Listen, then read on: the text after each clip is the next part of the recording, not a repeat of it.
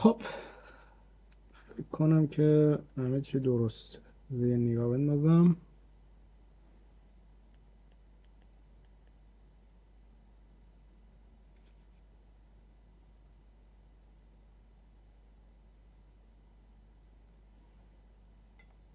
خب اوکی. شب همگی بخیر. صدا فکر کنم دیگه الان اوکیه. روزم منفی 2. یه چیزی من اینجا تغییر بدم. اول اینجا می نویسیم پلی استیشن 5 سلیم به این صورت. این چراغ روشن. یه چیز دیگه هم که باید تغییر بدم اینجا، من که وقتی هول هولکی میشه همه چی دیگه این شکلیه. باید بیام تون تون حالا اینا رو تنظیم کنم. 4800 اپلای، 128 برایتنس. اینجا هم که فوکوس اتوماتیک نباشه و فکر کنم رنگ تصویر الان خوبه دیگه. همچنین این اتوماتیک. ولی یه دونه برد پلی استیشن 5 سلیم 040 کجا نوشته EDMش؟ اینجا 040 اومده و من تونتون برد رو باز کردم، آوردم بیرون که دیگه وقتمون واسه این فکر کنم بزنم 5400 بهتر باشه یا نه. اینجا 600 میکنیم تصویر یه ذره گرم میشه. آره دیگه گفتم وقت واسه باز کردن و اینا نذاریم، مستقیم بریم سر اصل مطلب. تصویر نداره و ضربه هم نخورده، یعنی این پورت سالمه، شلم نیست، از تو هم شکستگی نداره، فقط یهویی تصویر نداشته. واسه همین این هم وضعیت لیکوید متالشه که اگر من اینجا رو واسه شما تمیز کنم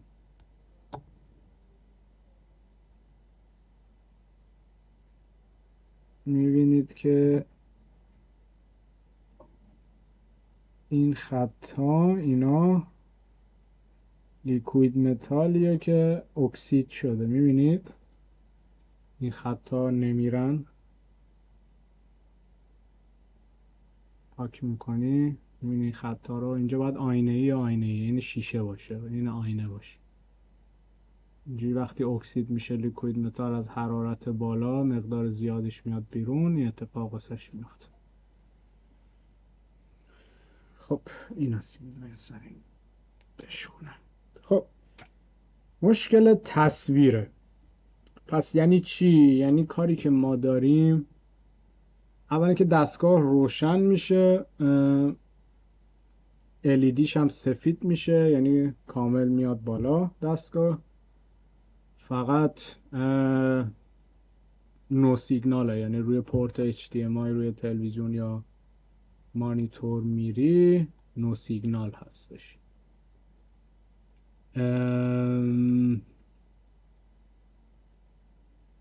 چرا این به من این تصویر رو بد نشون؟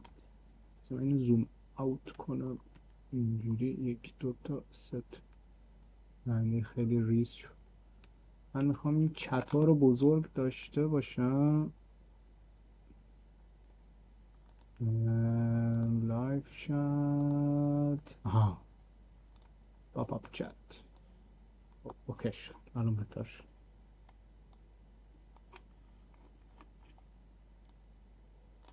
این صورت و این هم هست. خب چت ها رو الان اینجا من دارم دیگه، خیلی زیبا. خب آره تصویر نداریم، یعنی زمانی که HDMI رو وصل میکنی روی مانیتور تلویزیون اینا خروجی تصویر نداره، نو سیگنال زده. اگه این پشه بذاره ما زندگیمونو کنیم برو دیگه. حالا میخوایم به بررسی کوچیک کنیم که ببینیم چجوری میشه که پورت HDMI که نشکسته، ضربه هم نخورده، چرا تصویر نمیده. بررسی ما هم میشه دوروبر همین در یعنی الان اولین کاری که میکنیم میایم این پورت HDMI رو پایه‌اش رو چک میکنیم ببینیم پایه ها در چه حالن. پورت عقب نیومده، نه همه چیش اوکی. بعدش میایم روی HDMI output chip و ببینیم که مشکل از کجاه. اول کار این که میایم این چهارتا رو بررسی میکنیم که اینجا مسیر شورت نباشه. بعضی وقتا این اتفاق میفته. خب ما این مولتی مترمون رو میاریم. چه خبر؟ کسی نیست امشب.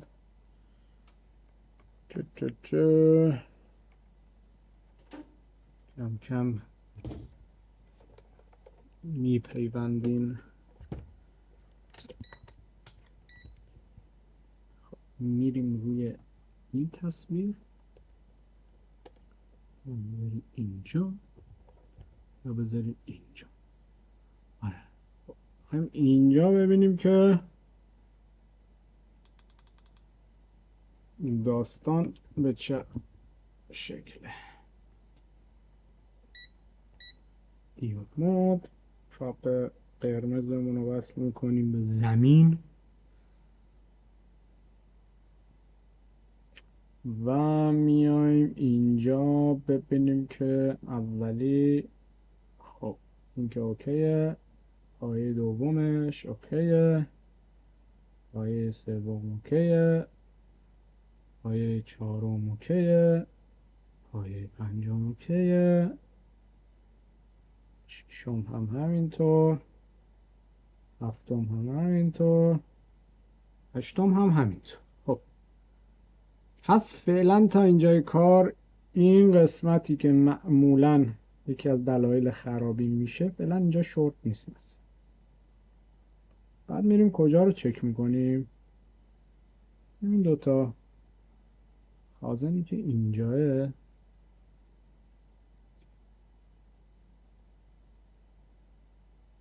اینم که سالم.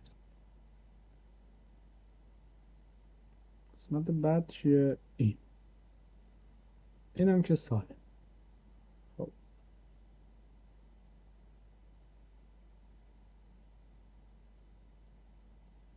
این پایه ها رو میایم اندازه میگیریم. اینا یکی در میون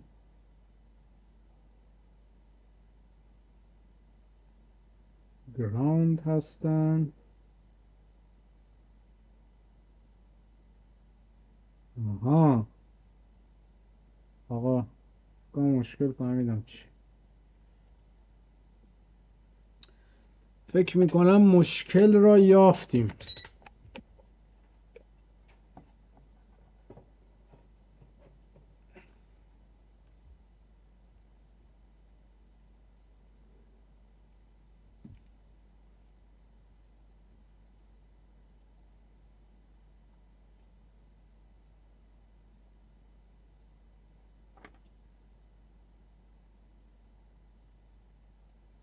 ببین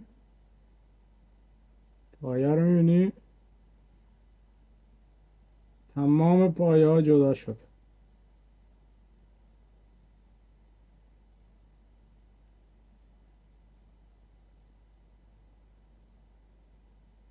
همه پایه ها از روی برد جدا شد. هیچ کدوم از پایه ها متصل نیست. همه شل. همه پایه ها و خسته نباشه. خب این اتفاقیه که در چه صورتی اتفاق میفته دیگه. شما در این حالت اولا که نیاز به تعویض کل پورت نداری. این اتفاق بارها گفتم معمولا توی این سه تا پایه اول اتفاق میفته به خاطر این خازنی که اینجا حرارت بیشتره، گرما بیشتره. این سه تا پایه اول این شکلی میشه معمولا، این سه تا. ولی این چیزی که من دارم میبینم الان همه این پایه ها شله. میبینی خود پورت مشکل نداره، این قسمت پلاستیکی داخلش اینو میبینی مشکل اینجاه. مشکل میشه این، میبینی این لق.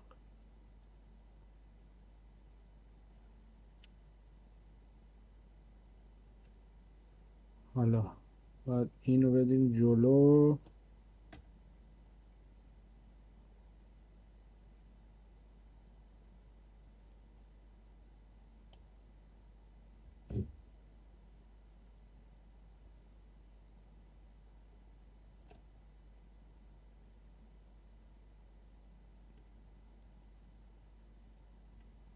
اینا یه دوتا پایان پشت این پلاستیکیه، اینا رو یه ذره سفت میکنم که اینو اینجا محکم نگه داره.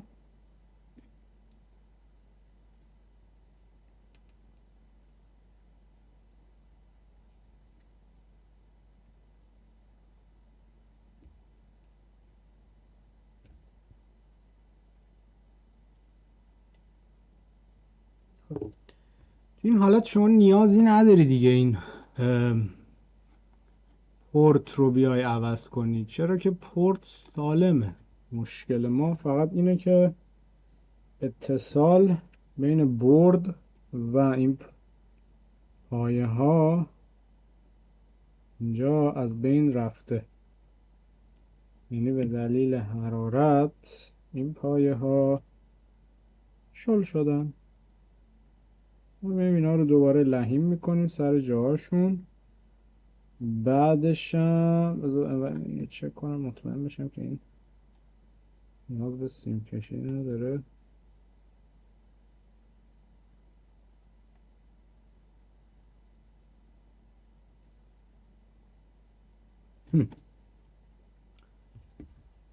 ببینیم چه خبره اینجا.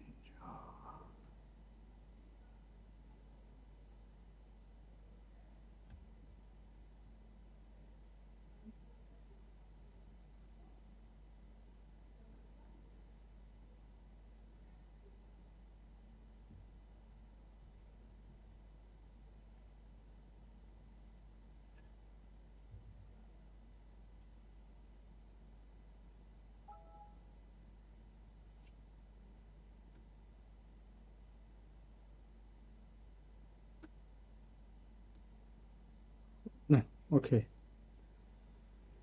آره از کاری که میکنیم یه دور تمام این پایه ها رو لحیم میکنیم، بعد ببینیم که مشکل تصویر برطرف میشه یا خیر.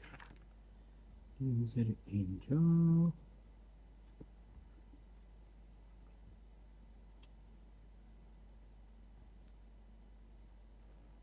خب این هست. یه دونه شیشه هم میذارم زیرش که حرارت یا کاری که میکنیم به حدمون آسیب نرسونه. خب این هویه میخوایم اینجا، هویه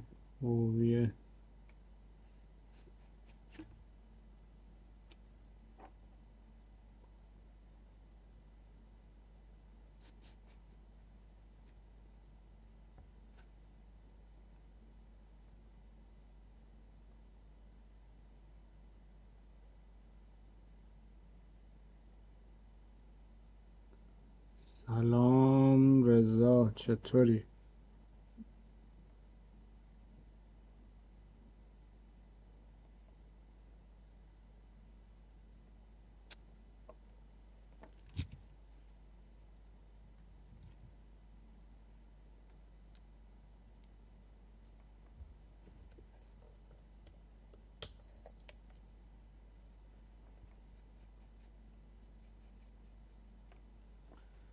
خب میریم اول یه داریم پایه ها رو دونه دونه لحیم میکنیم، بعدش ببینیم که چه اتفاقی میفته.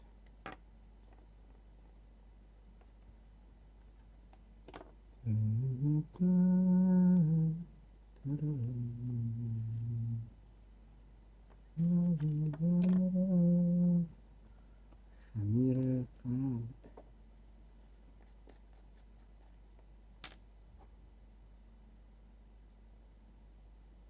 آخر ویدیو هم یه یادآوری کنید اگه یادم نبود، میریم روی کامنت ها و این چیزا سوالایی که پرسیده بودی، اگر هم سوالی هستم بنویسید همین الان که بتونیم هندلش کنیم.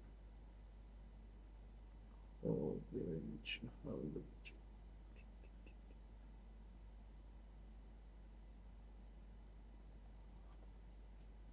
چقدر جای دست این بورد بده واقعا.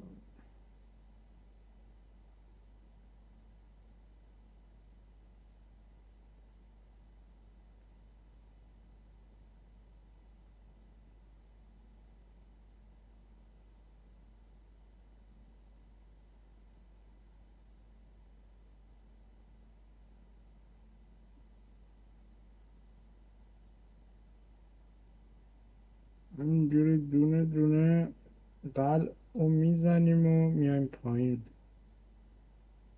در مرحله اول، بعدش هم دیگه با حرارت دیگه پایه ها قشنگ محکم بچسب.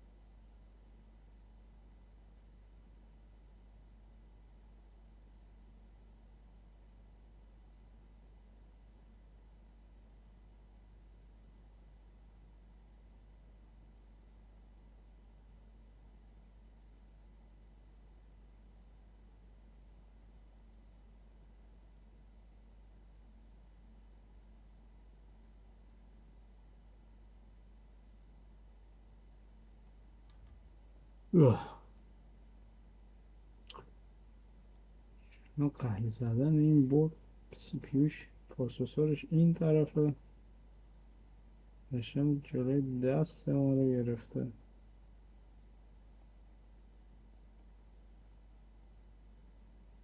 یه چیز جالب، من این امشب میخواستم یه ویدیوی دیگه بذارم، گفتم پلی استیشن خیلی گذاشتیم، قبل از اینکه این پلی استیشن بیاد یه دستگاه خیلی عجیب باحالی اومده بود، گفتم اونو تعمیر کنم. فرمون فرمول وان،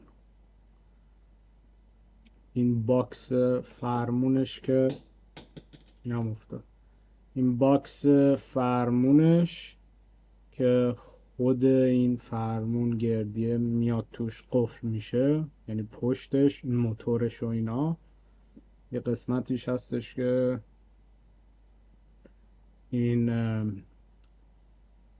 چی بهش میگن، ورودی خروجی های کابلش، یکی از پورتاش از روی برد، فکر کنم به خاطر گرمای زیاد پایه ها از روی برد کنده شده بودن، بعد نزدیک فکر کنم فقط 60 کیلو وزنش بود، یعنی گذاشتم الان اونور رو میز بازه. اول میخواستم اونو درست کنم و گفتم شاید چیز جذابی واسه کسی نباشه زیاد، یعنی یه تعمیر همین چیزی نباشه که واسه همه بیاد، بیشتر جنبه سرگرمی داره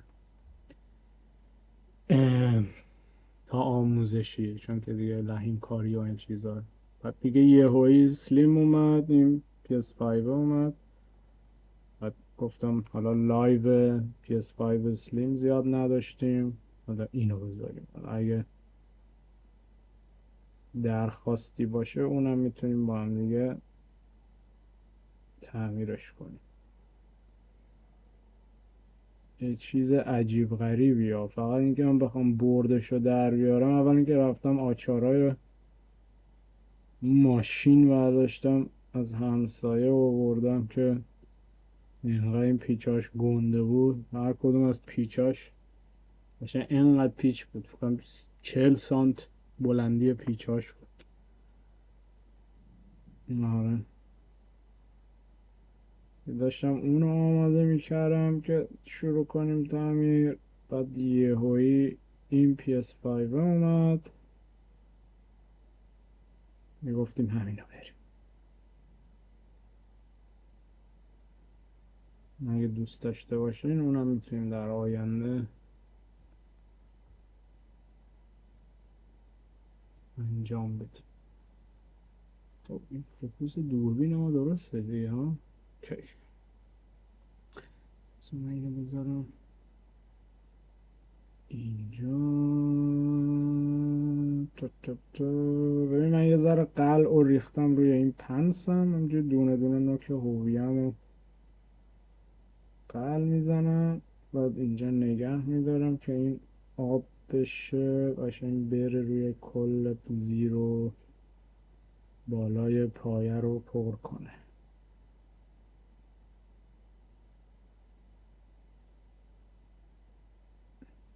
اگرم میبینید نمیچسبه یه ذره روی پایه بزنید، بعد دوباره هویتون رو میگیرید، این راحتتر داغ یعنی سریعتر داغ میشه، گرم میشه، پایه سریعتر میچسبه. اینجوری ذره روش رو بزنید بعد پایین ترش رو بزنید.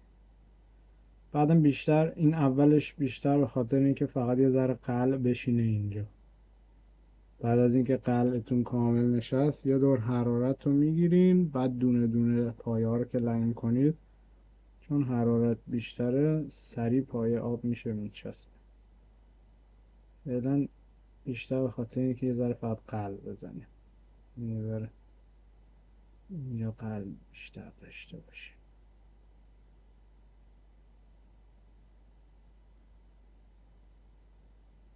آره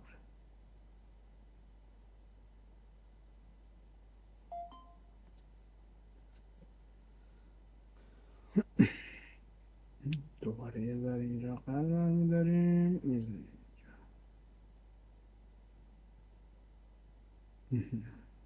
دوباره یه ذره دیگه بزنیم.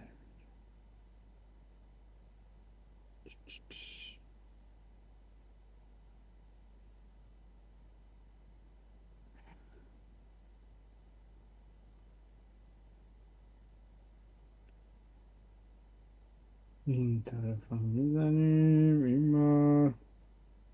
این خیلی سخت آب میشه روش، چون که انگار این قلعش نوک اوویه من الان 500 درجه است، ولی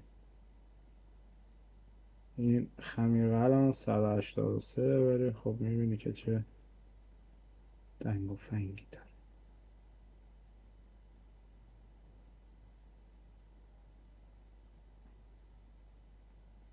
یه زرقل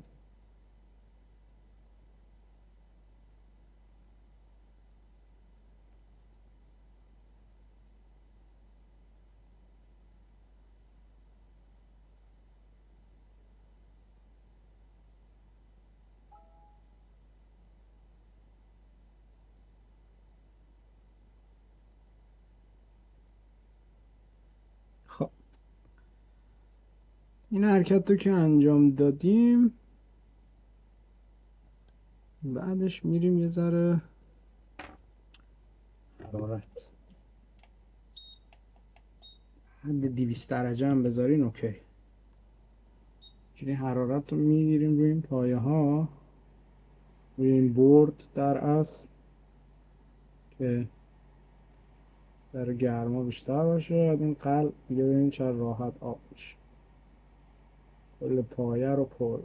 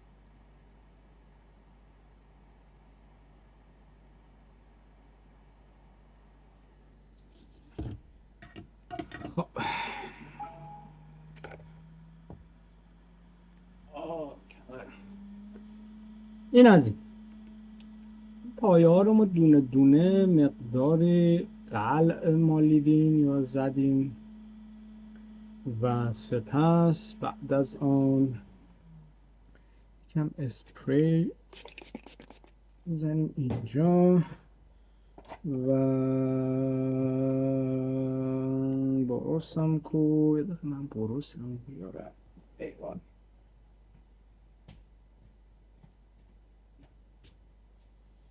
برس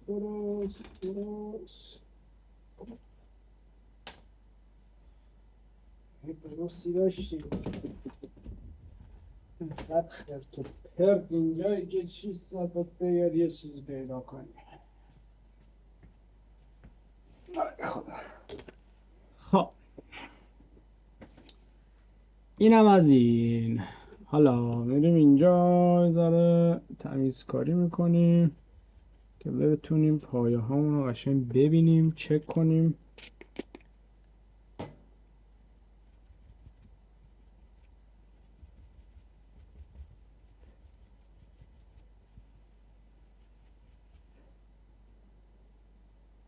ببینیم چیکار کردیم.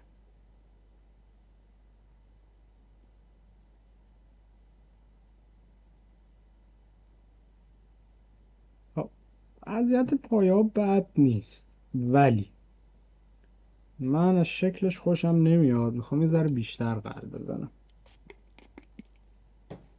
رضا فرانکفورت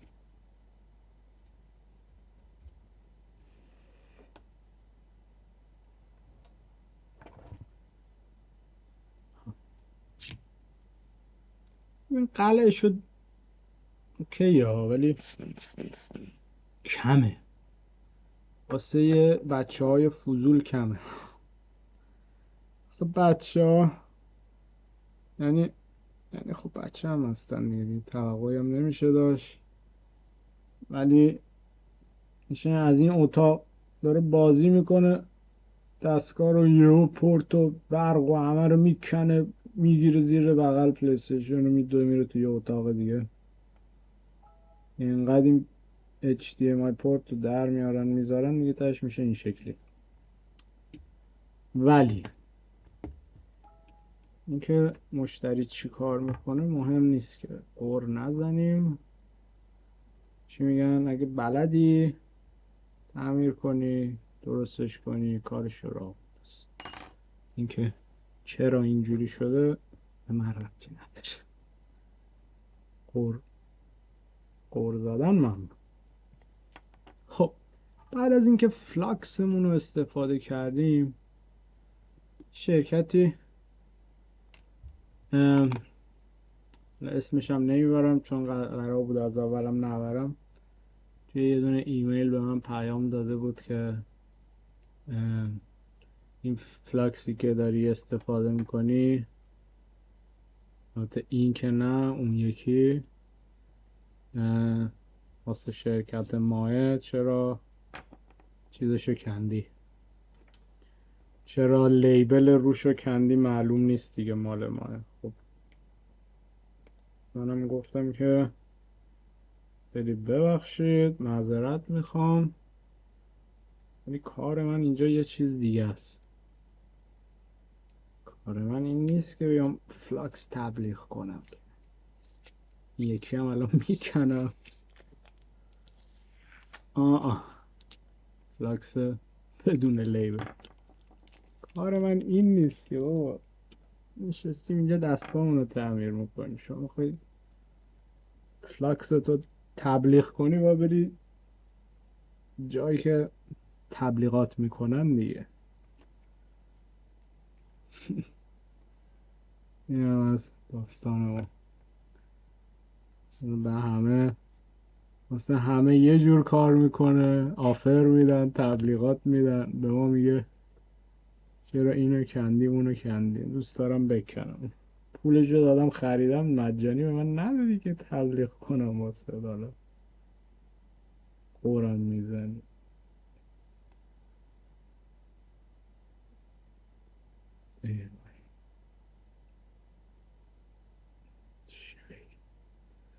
چی بگیم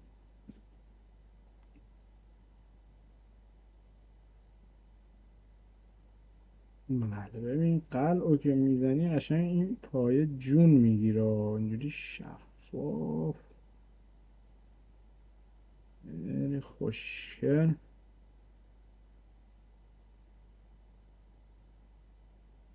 بعضی وقتا خودم عصبی میشم از حساسیت بیش از اندازه.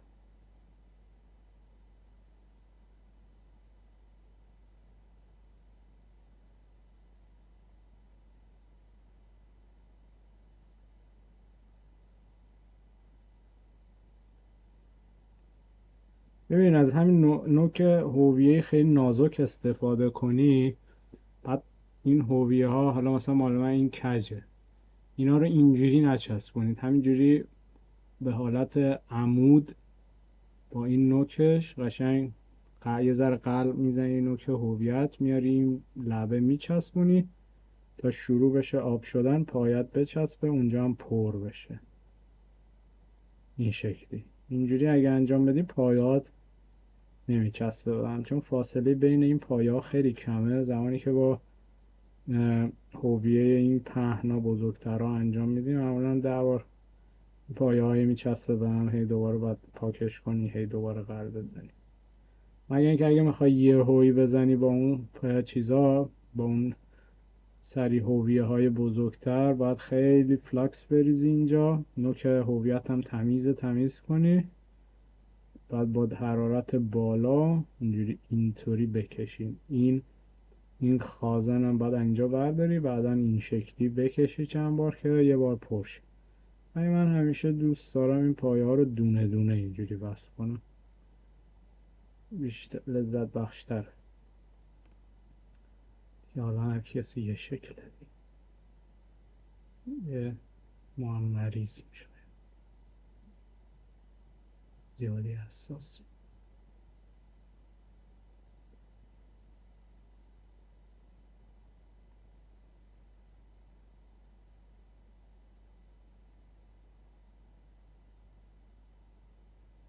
بذار الان تو اومدی لایو واسط نوتیفیکیشن اومد یا همینجوری توی یوتیوب بودی که اومدی لایو؟ یعنی دیدی یهو تامنیل رو دیدی مثلا، یا اینکه نوتیفیکیشن اومد واسه؟ بعدش من نمیدونم چجوریه، یه بار جمعه میای شلوغه، یه بار خلوته، یه بار پنجشنبه شلوغه، نمیدونم تایم رو باید با چجوری تنظیم کرد، ساعت ها عقب جلو شده، چجوریه؟ البته تو ایران نیستی خودتم فکر کنم، واسه تو هم یه شکل دیگه است.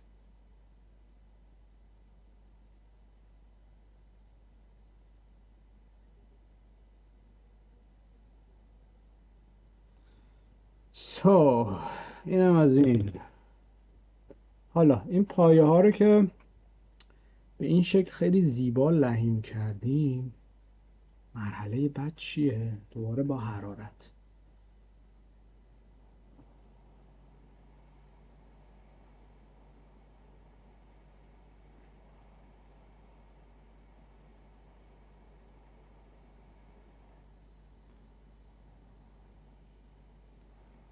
من نمیدونم این داستان چه، نوتیفیکیشن چرا نمیاد، اصلا مشکل همینه.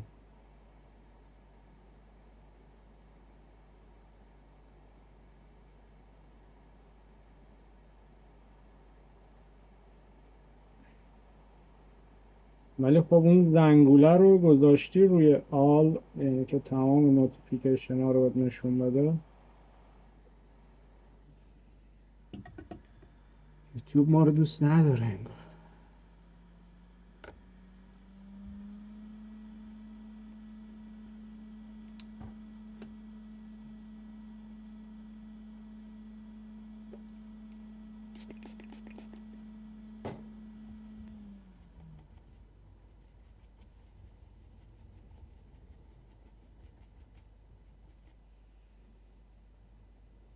خب ببین الان پایه ها رو میبینی قشنگ پر قلب، بالا پایین.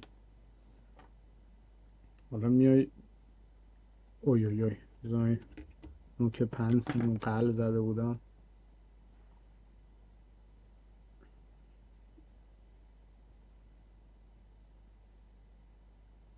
بله یه توپم تکونشون نمید.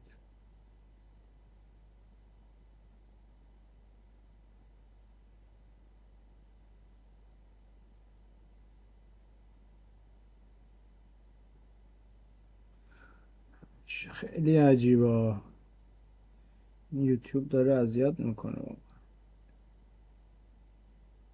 یوتیوب اینم شاهد، این آقا رضا زنگولرم فعال کرده ولی واسهش نوتیفیکیشن نمیفرستی. آقای برادر داستان چیه که نمیخوای ویدیوهای ما دیده بشه؟ Just tell me.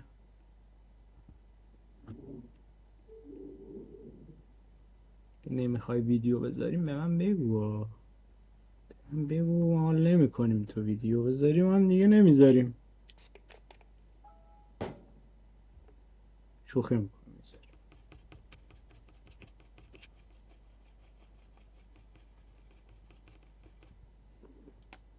من دارم اینجا رو فوت میکنم خدایا. اون ور دارم نگاه میکنم اینجا رو فوت میکنم.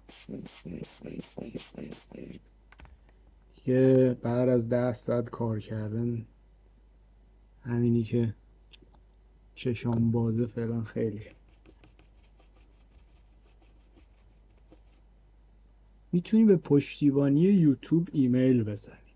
آخه یوتیوب پشتیبانیشو چند بار ایمیل زدم. آخه میدونیم یه مشکل دیگه چیه؟ یه مشکل جالب اینه مثلا من ویدیو آپلود میکنم بعد ویوهاش جامپ میزنه روی 1000 تا یهو صفر میشه. یعنی انگار 10 دقیقه نشون میده مثلا توی 10 دقیقه قشنگ یهو 1000 تا ویو میخوره. حالا ویدیوهای شورت رو دارم میگم. مثلا ویدیوهای شورت رو میزنم 10 دقیقه، توی 10 دقیقه 1000 تا ویو میخوره، اینجوری جامپ میزنه بعد یهو صفر میشه. بعدش اینکه صفر میشه از اون 1000 تا همینجوری کم میشه، مثلا یهو میشه 900 تا، یا روز بعد میشه 800 تا، روز بعد میشه 700 تا. اصلا یه چیز عجیب غریبیه. همینجوری رفرش که میکنی کم میشه. اصلا نمیدونم چه خبره. آره اصلا انگار یعنی دیگه اصلا نشون نمیده ویدیو رو، یه همچین حالتیه. حالا نمیدونم فقط واسه من این شکلیه. وقتی تو 10 دقیقه 1000 تا ویو میخوره لابد پتانسیل اینو داره که بیشتر ویو بخوره دیگه، ولی انگار به هیچ کی دیگه نشون داده نمیشه. مثلا دلیل دیگه ای نمیتونه داشته باشه که یهو صفر بشه. مثلا پشتیبانی هم که میگی بزن پشتیبانی، این ایمیل میزنم فقط رباته. میگم بابا این ویدیوی من داستانش چیه که مثلا 1000 تا ویو خورده یهویی صفر شده؟ اصلا یعنی نشون نمیدین به هیچی. اونم که فقط میگه نه نشون میدیم، حالا ویدیوهای بهتر بذار، حالا انرژی بذار، بیشتر ویدیو بذار، درست میشه. میگم باشه بابا همه اینا درست، سوال من چیز دیگه ایه. چرا میپیچونی؟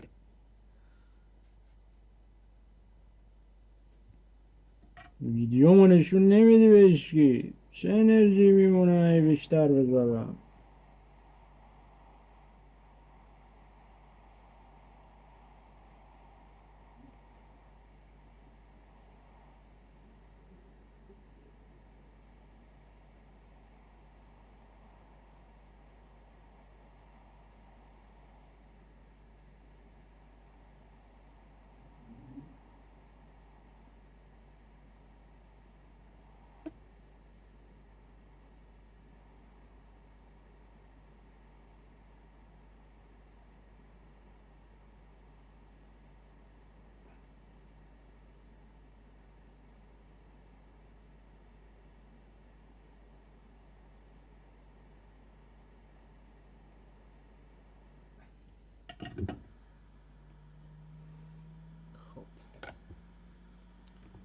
دیگه فکر کنم توی مرحله کار ما تمومه. بعد بیافتیم به جون این لیکوید متالی که به این ریخت افتاده.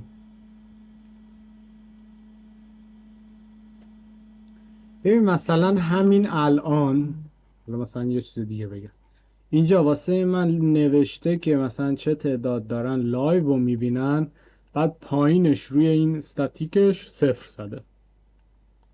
یعنی اون بالا یه چیزی نوشته، پایین یه چیز دیگه است. اینا مثلا یه باگ دیگه.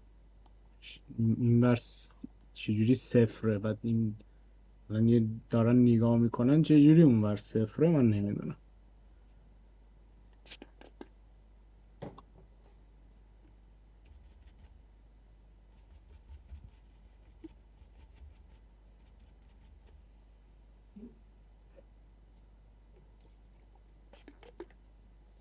ما که از اول یا درگیر این مسائل نه.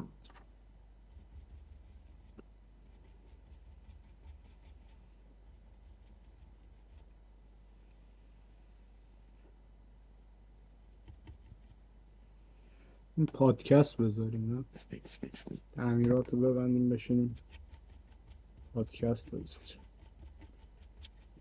همه چی موده، یعنی یه چیزی که مد میشه دیگه، حالا همه پادکست میذارن، بعد دوباره دوره پادکست میفته و همه میرن یه سن.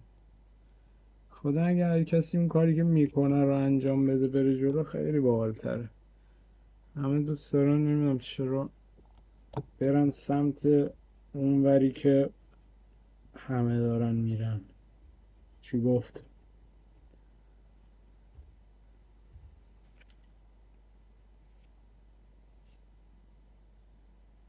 چقدر قور زدم امشب، دلم پره. این بروسا خیلی باحالن. اینا مال رنگ زدنه. بعد موی مصنوعیه، بعد باهاشون که تمیز میکنم، ببین مثلا این نوکش که کثیف میشه، کثیفی ها اینجوری میرن عقب، میرن ته بروس وای میسن. بعد اینجاهاش هم میشه تمیزه. میبینی اینجا رو سیاهه، جوری عجیبیه. هیچ نو نیم هم، یعنی نه مارک داره نه اسم، هیچی نداره، همجوری یه تیکه چوبه و مو. نمیدونم متریالش یه جور باحالیه که تمیز میکنم سیاه میشه، بعد یه ذره بعد نگاش میکنم میبینم جلوش خود به خود تمیز شده، هم سیاهی ها رفتن نه. پادکست جنایی، آره واقعا.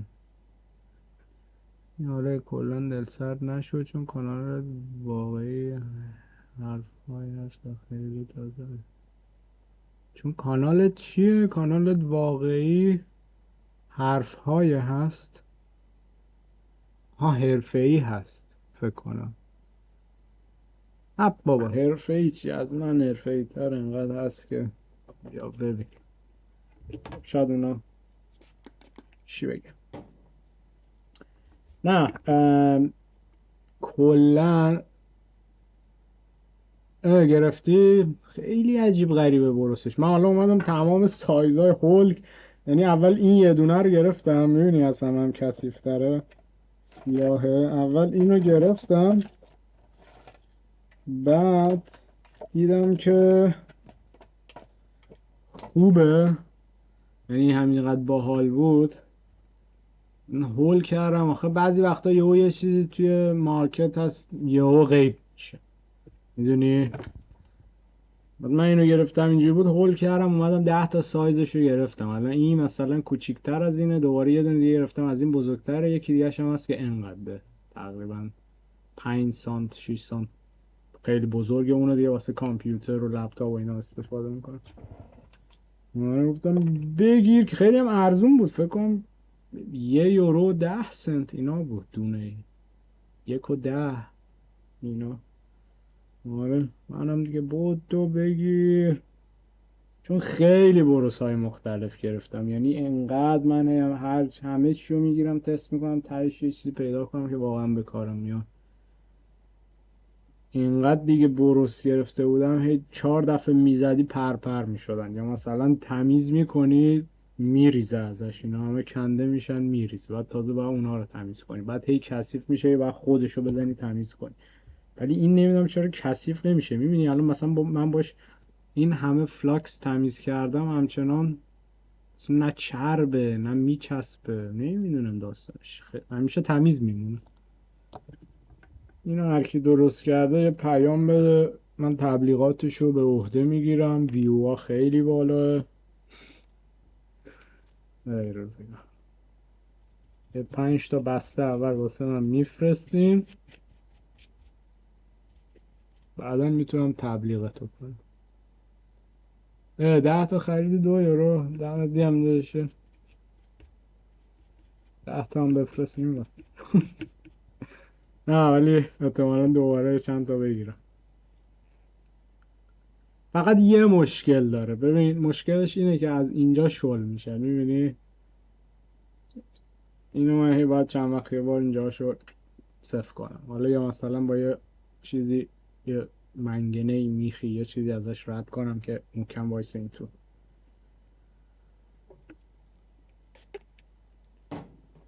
آره ولی متوجه شدم ویدیوها رو که نگاه میکنم توی توی یوتیوب نگاه میکنم، معمولا ویدیوهای آموزشی یا ویدیوهایی که این شکلی یه چیزی رو داره حالا تعمیر میکنی میسازی اینجور چیزا، اگر سرگرمی توش نباشه، فقط مثلا اینجوری تخصصی و آموزشی باشه، کلا توی یوتیوب زیاد چیز نداره، زیاد خاطرخواه چی میگن نداره.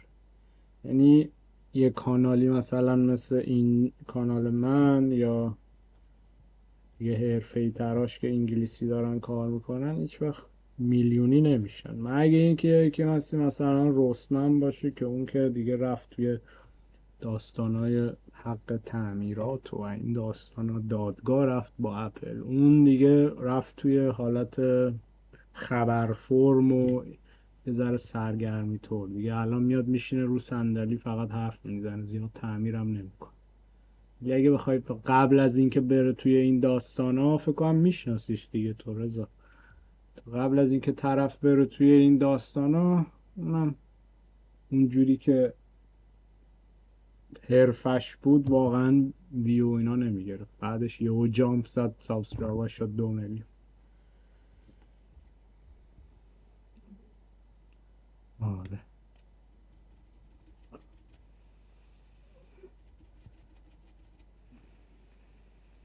خب این از این پورت زیبا تمیز. میریم یه روغنش هم تمیز کنیم و یه چسب یووی هم میزنیم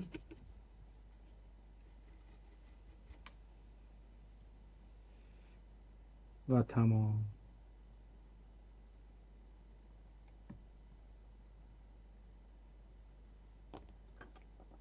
اینو ببینیم وضعیت چطوریه.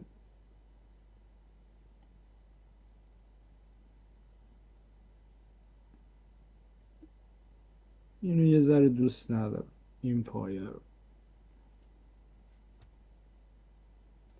یه سوال، روی پایه های HDMI چسب یووی بزنیم بهتر یا نزنیم؟ این بستگی به مشتری داره. اگه مثلا مشتریت میدونی که ممکنه دستگاه رو خراب کنه خیلی سریع، زیاد با این پورت ور میره، معمولا چسب یووی پایه ها رو محکم روی بورد تا یه حدی نگه میداره، یعنی اگه پورتت میشکنه تا یه حد زیادی حفاظت میکنه که از این پدای روی برد اینا هم کنده نشن، میدونی به خاطر اینه، وگرنه در کاراییش یا اینکه بهتر کار کنه یا نکنه و طول عمرش و اینا اونجوری تاثیر نداره، بیشتر به خاطر اینه که پایه ها رو اینجا رو محکم نگه میداره این تیکه رو، و اگه پورت بشکنه یا هر چیزی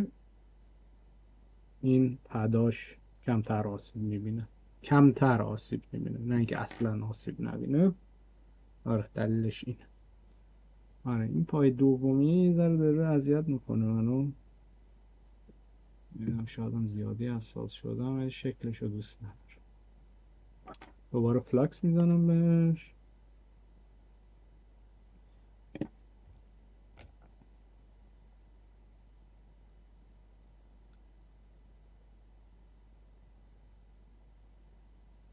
هم اینو دوباره یه ذره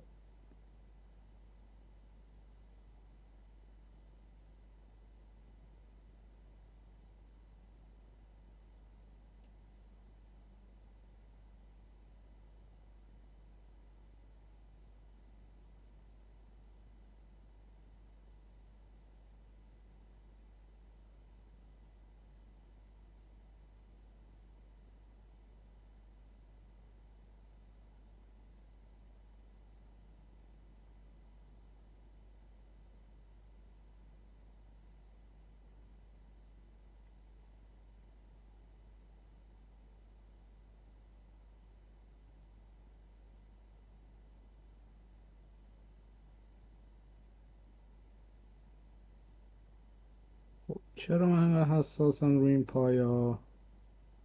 همونجوری که گفتم این سه تا پایه‌ای که بغل این خازنن مهمه.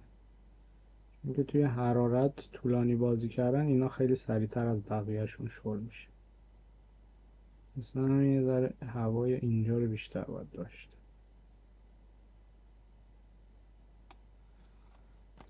خب بس دیگه زیاده روی هم دیگه نکنیم دیگه.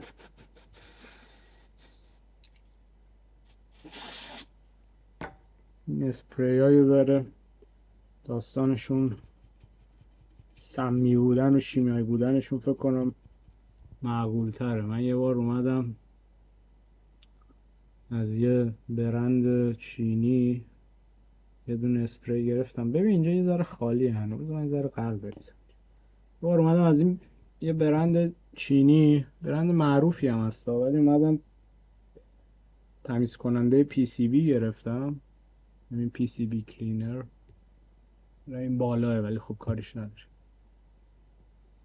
ما از این استفاده میکردیم، میدیم تمام این دست من شروع میکرد به خارش. خدایا این دیگه چه سمیه. بعد اومدم از این پاک کننده های کانتکت، چی بهش میگن؟ کانتکت های نگاه، همین کانتکت کلینر فکر کنم بهشون میگن دیگه. اومدم همون گرفتم، دیدم بابا خیلی نرمال تره. اون چیه بود؟ سم ریخته بود این توش. ما هم که هیچ وقت دستکش نمیذاریم، یعنی اوایل دستکش میذاشتم واسه ویدیو، در حالت عادی خودم نمیذارم، سخته با دستکش کار کردن. عمل قلب باز انجام نمیدیم که دستکش بذاریم.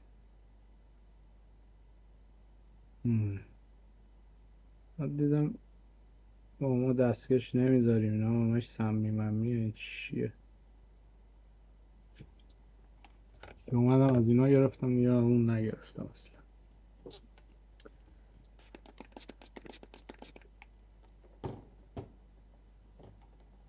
خب بریم دیگه روی پروسسورش.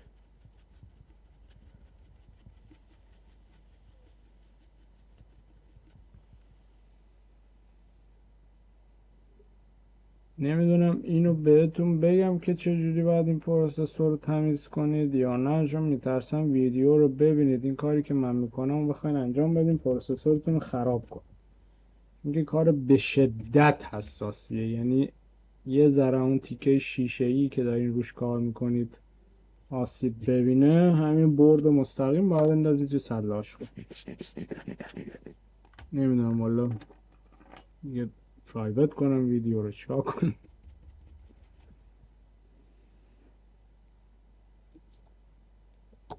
البته که یه چیزایی هستن مثلا این برنده چیه که لیکوید متال داره، توی خود بسته بندیش یه چیزایی مثل گوش پاک کن فرم داره، اونا مشکی هن. اونا خیلی پاک کنندگیشون قویه، یعنی حتی این اکسیدای خیلی ملایم هم از روی برد پاک میکنه. منتها داستان اینه که هر جای گیر نمیاد و ممکنه گرون باشه، مثلا تو ایران بیاد. بیرون از ایران که تقریبا همه چی گیر میاد. آره منم WD-40 استفاده میکنم، ولی WD-40 که اسپری چربه یا نه؟ خشکشو داری استفاده میکنی؟ فکر کنم مدلش فرق داره. اون که زرد و آبیه داری میگی دیگه، فکر کنم دیسپری چرب باشه.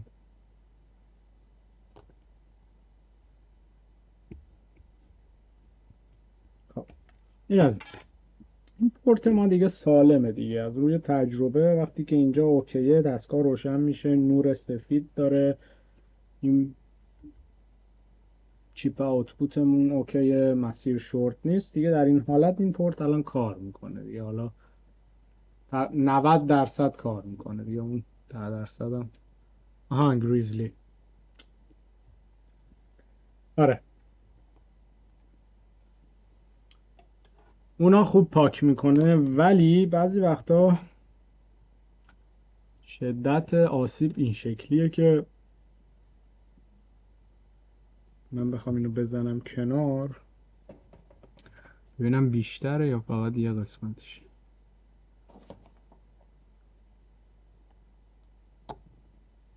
ببین اینا رو اینجوری میزنیم کنار اول.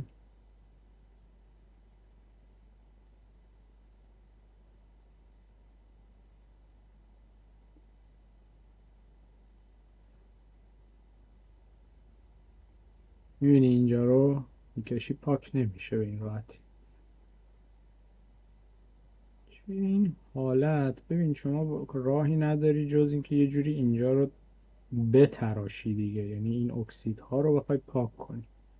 من از روش خطرناکی استفاده میکنم، شما به هیچ وجه این کار رو نکن، چون این قسمت آسیب ببینه. ها پس اوکی، چون من از اون مارک WD-40 نگرفتم تا حالا کنتکتشو، میخواستم یکی دو بار بگیرم و فقط چیزای اینی که همیشه میگرفتم و دیگه بازم هر سری دارم از همون میگیرم. مال خود آلمانه، واسه همین قیمتش هم خیلی مناسب تر. WD-40 های ذره گرونه میبین همه جا. میبینی اینجا رو اکسید شده، مثلا با این ورش هم بکشم ذره باز تمیز میکنه. در واقعیت با این شیشه باشه، این آینه باشه، این میرسی اینجا دیگه تمیز نمیشه. خب اول یه دور اینجا رو میدی کنار، این قلعه رو ببینی وضعیت چقدر خرابه. وقتی که فهمیدی وضعیت چقدر خرابه، بازم میگم شما این کار رو لطفا نکن. همون پک لیکوید متال رو بگیر که با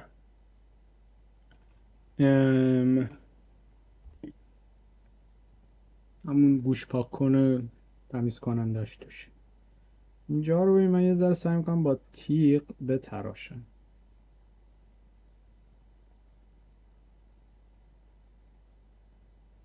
اگه این کاری کردی تمام مسئولیتش به عهده خودت، هیچ ربطی هم به من نداره، چون این حساس ترین بخش دستگاهته.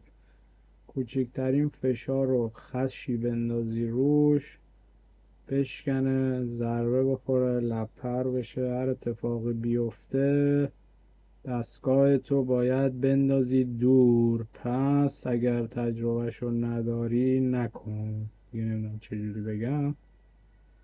آره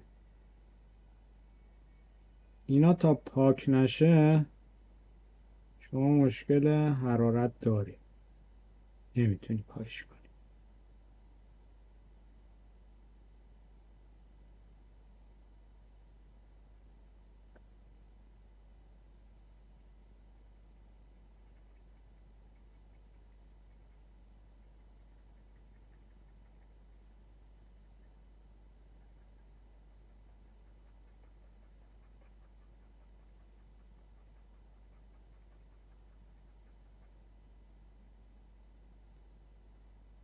ببین یه چیز دیگه هم که میتونی امتحان کنی،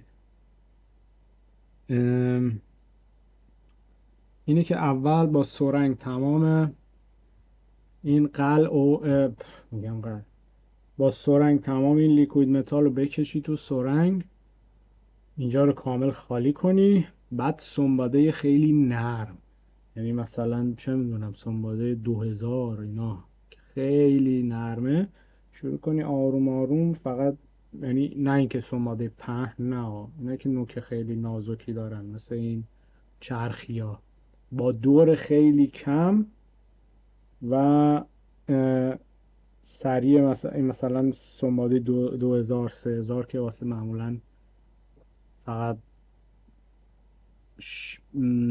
پولیش میکنن، نه پولیش هم با سنباده نیست، چرا دیگه مثلا این خط و خشایی که روی ماشین رو ور میدارن با پولیش، سنباده های خیلی درجه بالا میزنن که زبر نیستن زیاد، با اونا میتونی آروم آروم اینجا رو بکشی پاک کنی دیگه. هر کسی بسته به تجربه خودشه دیگه.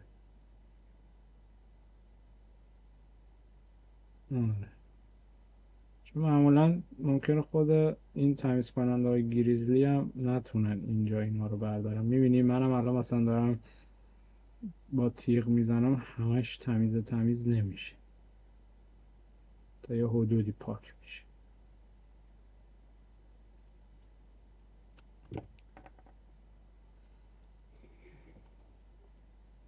خب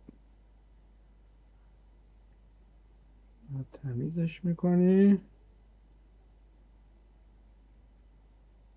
شروع میکنی دیگه اینا رو ببین این شکلی میاری این تو، به صورت چرخشی میکشی.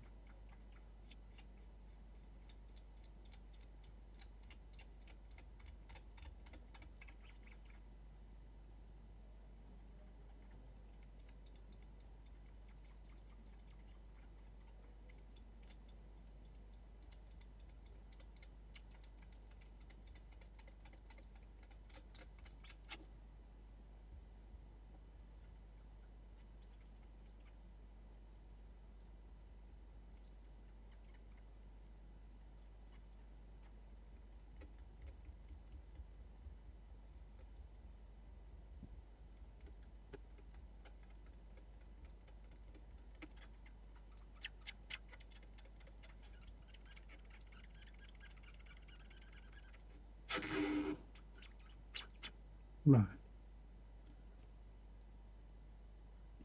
خب این کاری که کردی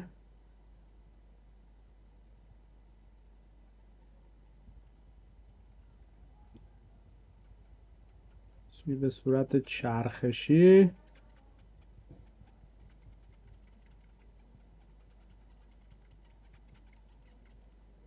میبینی دیگه چسبید کاملا این صورت. حالا یه بار دیگه یه ذره اصلا اون کانتکت کلینرت یا الکل 99% میای میخیس میکنی از این گوشه ها، این لیکوید رو اینجوری میاری روی پروسسور که اینجا تمیز شه. حالا همه گفتن توی پلیستیشن های جدید این مشکل لیکوید متال برطرف شده، میبینی که نشد. باز بیا واسه من کامنت بذار که نه من دستگاه هم همیشه ایستاده خراب نشد. خب شانس داشتی برادر. شوخی میکنم. ما دوست داری دستگاه تو اصلا برعکس بذار استفاده کنه، نه چه آزادی شدی، هر کاری دلت میخواد بکنی. اینجا هم که دیگه تمیز میکنی. خب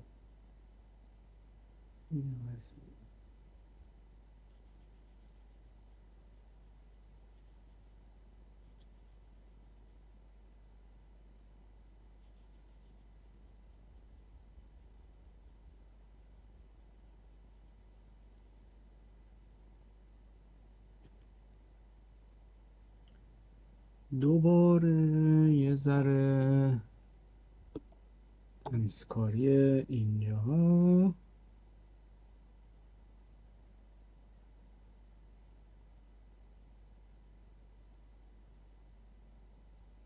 می‌بینی زمانی که این خیسه، یعنی این الکل بهش میزنی لیکوید متال بهش نمیچسبه دیگه. می‌بینی من اینجوری مثلا راحت میارمش این تو، اینجوری از اطراف جمعشون میکنم میارمشون تو این شکل.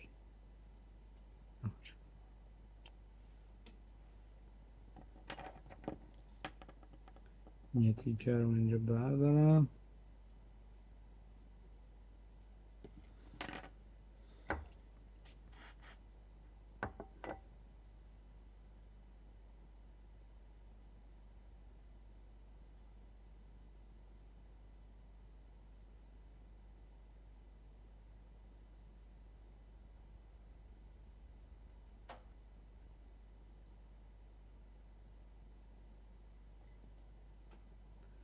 خب نرد همین وسط شوکه، چون که الان بذارمش روی هیت سینکش این در صورت پخش میشه دیگه. آره بخوام اینجوری بکنیم که دیگه بیا.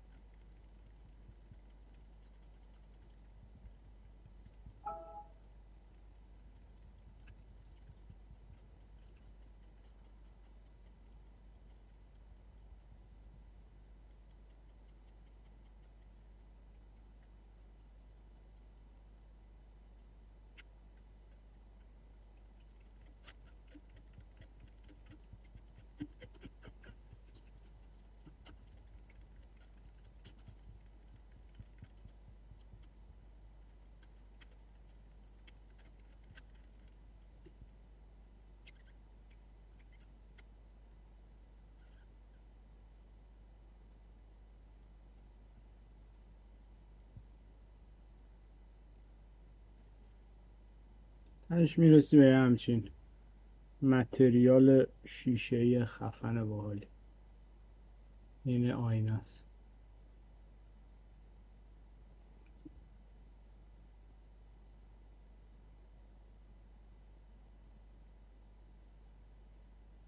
خب اینم از این. به پایان آمد این دفتر. حکایت همچنان باقی است. بریم ببینیم که چند تا کامنت بخونیم و کامنت ها رو جواب بدیم. بیشتر معمولا می نویسم ولی خب توی اینجا هم میگم که دیگه داشته باشیمشون. ببخشید.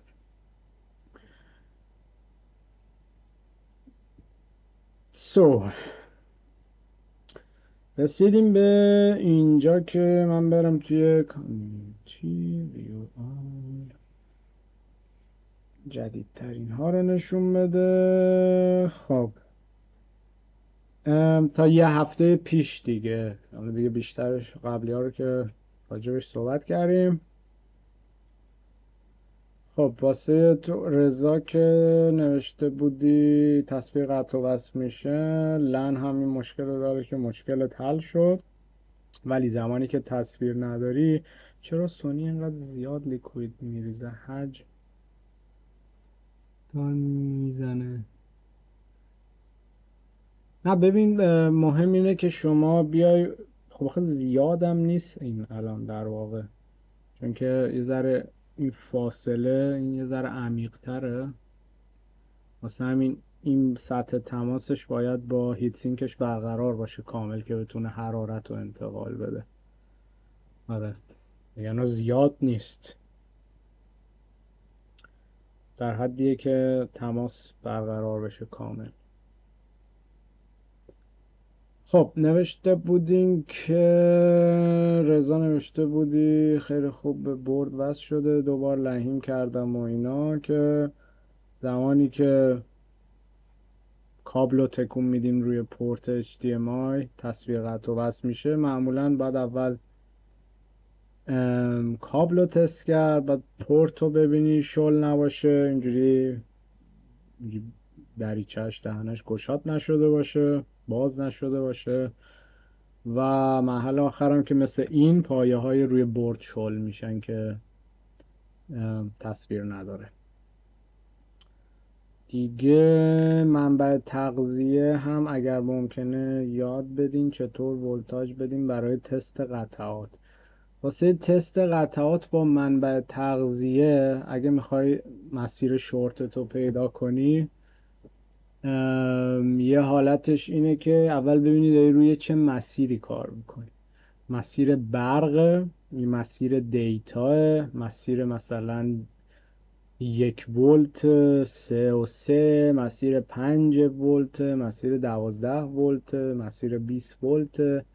این خیلی مهمه. مثلا تو یه مسیر دیتا خیلی ضعیف داری، نمیتونی بیای ولتاژ زیاد بهش تزریق کنی دیگه، خب همه چی میره رو هوا.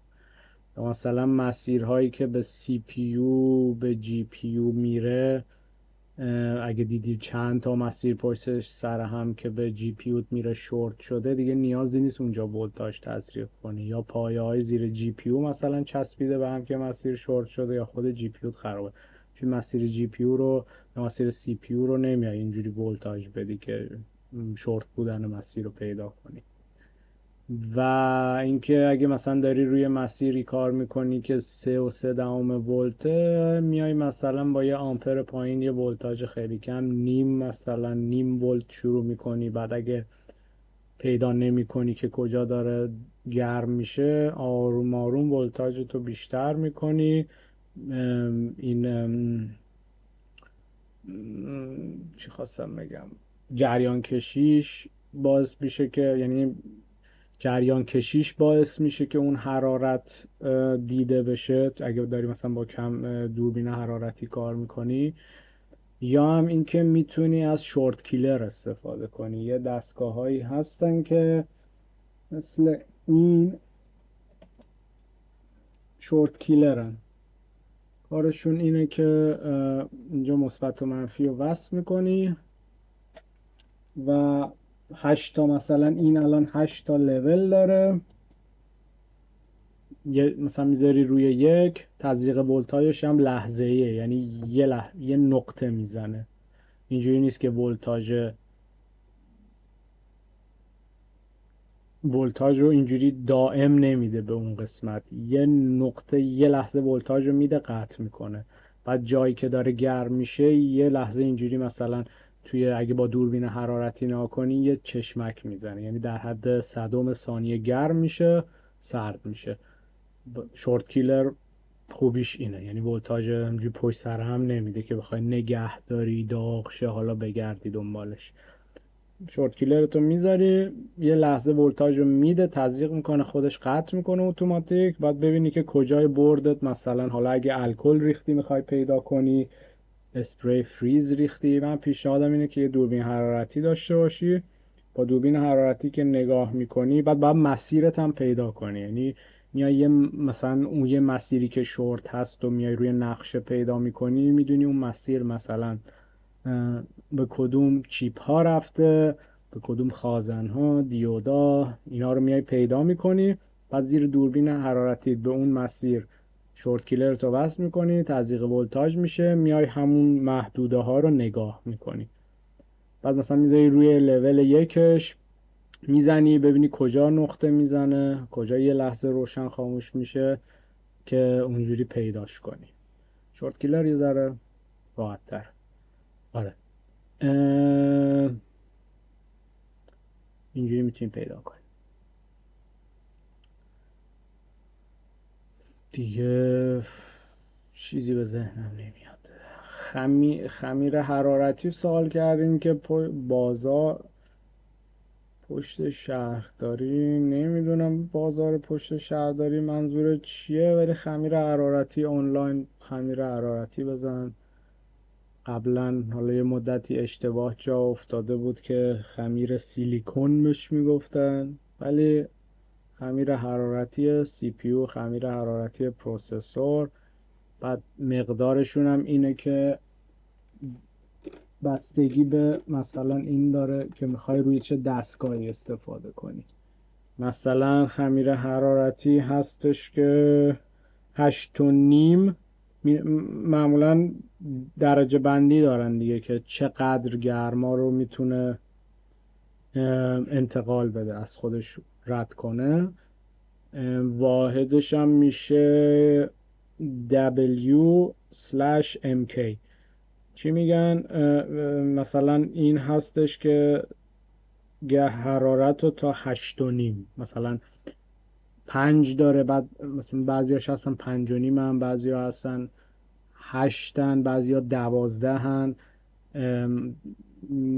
مارک ترمال گریزلی مثلا مدل هایی که داره واسه سی پی یو و جی پی یو های گیمینگ، واسه پروسسورهایی که خیلی حرارت بیشتر تولید میکنن، واسه اونا اومده این مقدار رو برده بالاتر. مثلا لیکوید متال از همه چی بالاتره. مثلا لیکوید متال رو ببینم چقدر گرما رو رد میکنه. لیکوید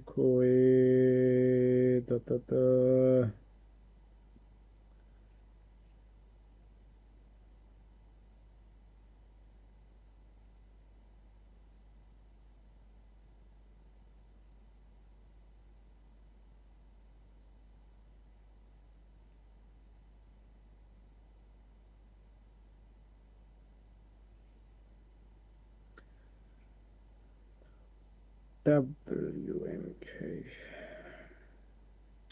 ببین مثلا خمیر حرارتی هایی که دیگه بهترین خمیر حرارتی ها، ببینم ورس بست ترمال پیست لیکوید متال تا 73. باریکلا نوشتی. لیکوید متال تا 73، ولی خمیر حرارتی هایی که دیگه خیلی خفنای بازار رو اینا هم هستن دیگه ماکسیمومشون میشه 25. ماکسیمومی که میتونن حرارت رو رد کنن. واسه همین روی پلی استیشن، چون این پروسسوری که روی پلی استیشن حرارت خیلی زیادی تولید میکنه، اومدن از لیکوید متال واسه خنک کنندگی استفاده کردن. یعنی ترمال پیست بزنی به این ببندی، یا مثلا بیای واتر کولینگ ببندی رو این، نمیدونم قراره چجوری کار کنه. این دیدم توی یوتیوب بعضیا میان اینا رو واتر کولینگ میکنن این بوردا رو. واسه آورکلاکینگ روی پی سی معمولا 25 استفاده میشه. 23 و معمولا دیگه تاپ ها، اون یوزرهای تاپ که خیلی پرفورمنس هم میخوان میان ازش استفاده میکنن. 20 دیگه میشه بست، بهترین حالتش که اگه بتونین روی کامپیوتراتون استفاده کنید. و 12 و 18 هم که معمولی هایی که دیگه واسه استفاده های لپتاپ هایی که پروسسور هایی که اصلا اونقدر استفاده نمیشه، زیاد از پروسسورشون حرارت زیادی تولید نمیکنن استفاده میشه. بله. اگر ممکنه ABRB بیشتر بذار ممنون. چشم. ای کاش ایران بودی واقعا. لیکوید متال باید بخریم. لیکوید متال معمولا اگه پاکش نکنی، خرابش نکنی، میتونی تمیز کنی سطح پروسسور تو، دوباره ازش استفاده کنی، نیاز نیست عوضش کنی کامل. مشکل از کجاست؟ وقتی تصویر بالا نمیاد. از پورت، از چیپ آوتپوتت و کابلت، پورت HDMI روی تلویزیونت، هر چیزی که به تصویر ربط داره دیگه، و مسیرها رو دونه دونه چک کن. ام...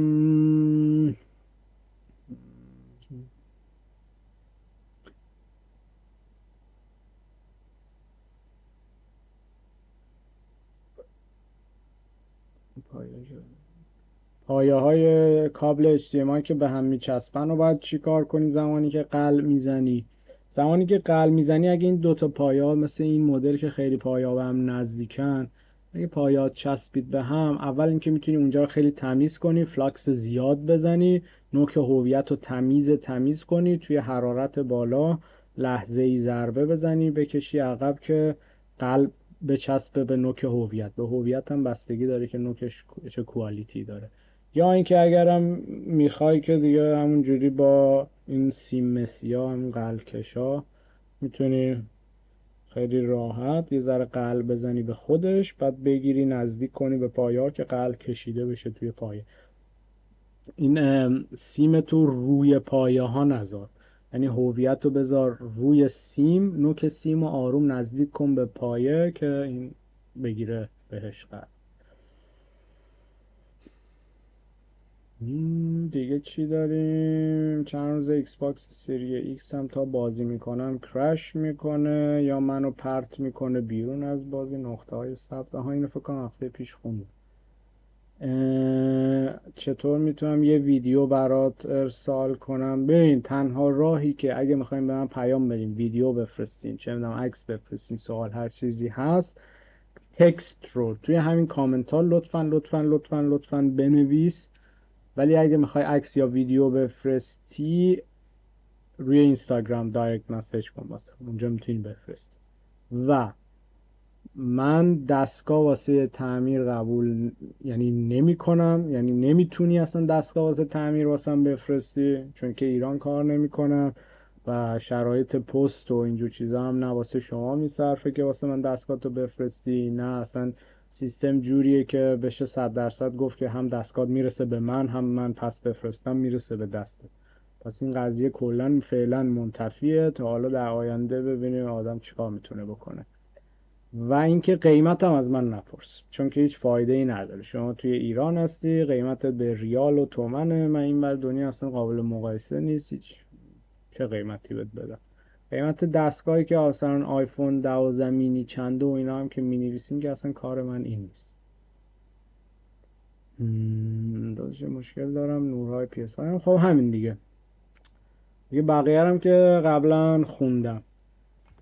اینم از ویدیوی لایو این هفته. حتما کانال رو زنگولش رو روی آل بذارین لطفاً.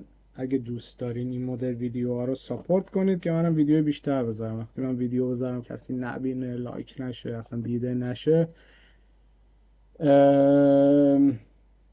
چی انگیزه میره دیگه. یعنی انرژی میذاری چیزش هم بر نمیگرده بهت، بعد از این همه ساعت کار کردن خسته کوفته اذیت کننده میشه.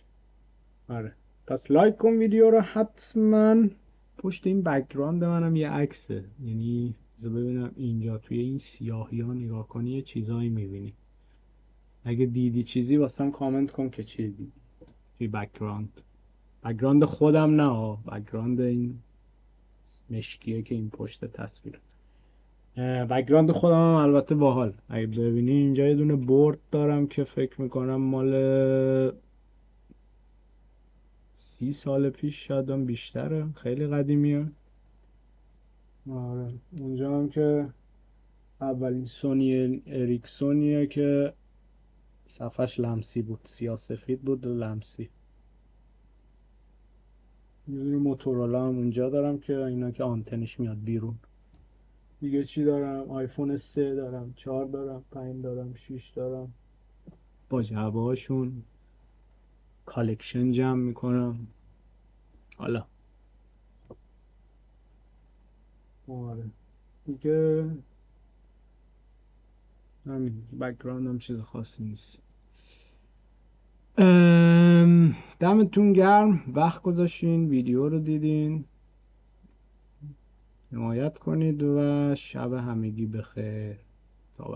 تا ویدیوی هفته دیگه، احتمالاً دوباره جمعه. حتما کامنت بذارید هرچی بود. پس فعلا.